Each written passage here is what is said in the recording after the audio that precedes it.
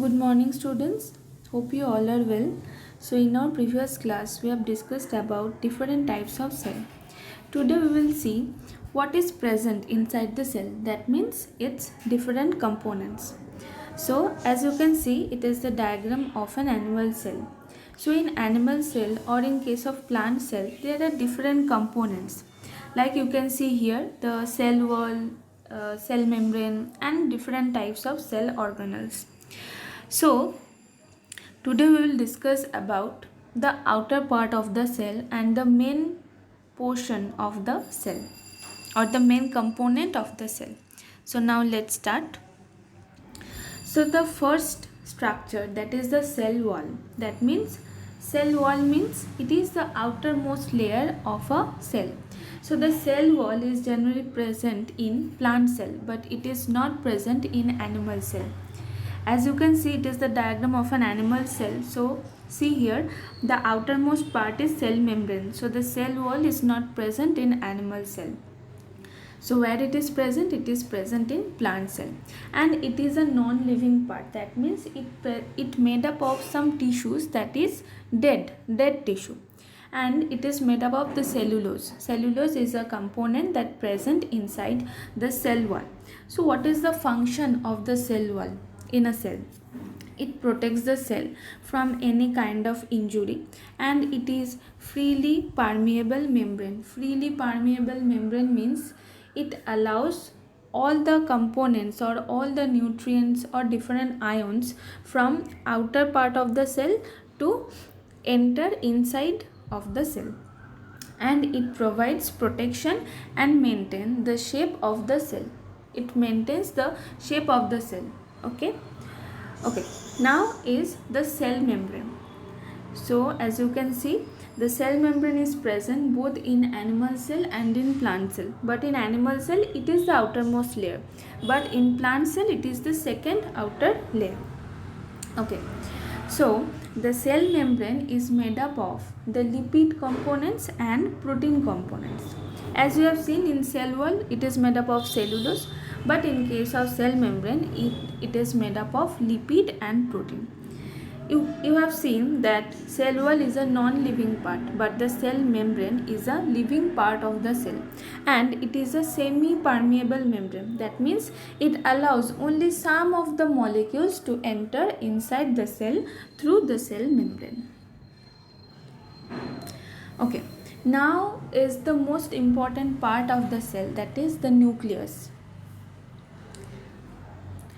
You see in this diagram, the pink portion, the pink round portion, that is the nucleus.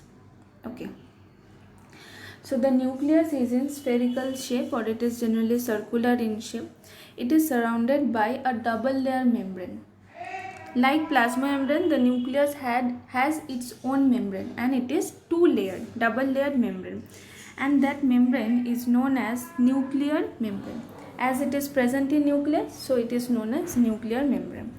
Okay, so there are some pores or gaps present in the nuclear membrane, and they are known as nucleopore. Okay, and inside the nuclear membrane there is a jelly-like fluid or jelly-like substance, and that is known as the nucleoplasm.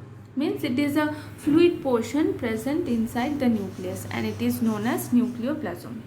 Okay, now inside the nucleoplasm again there are some round structure or circular spherical structure. They are known as nucleolus, and inside the nucleolus there are some small thread-like structure, and they are known as chromatin. So these are the hereditary units. And why they are called the hereditary units? Because they contain genes. So genes are generally some proteins, and they are responsible for developing some characters like the color of the eye, hair color, skin color. All these are responsible for genes, and genes are present in this thread-like structure that is called the chromatin, and chromatin present where? Inside the nucleus. And the chromatins are known as the hereditary units because they transfer the characters from the parent to the offsprings. And during cell division, means when a cell divide from one cell to two, two to four, like this.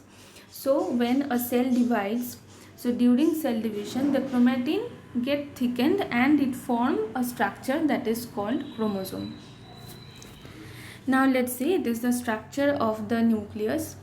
As you have seen, the outer layer, this brown portion, that is the nuclear membrane, and this gap present, this brown portion, they are known as nucleopore, and this pink color round portion, that is the nucleolus, and this light pink color portion which is present inside the nucleus, that is actually the nucleoplasm, and inside the nucleoplasm there are, you have seen this thread like coiling structure, they are the chromatin fibers, and the thickened portion, they are the chromosomes, which we can see only during cell division. Okay, now what is the function of the nucleus?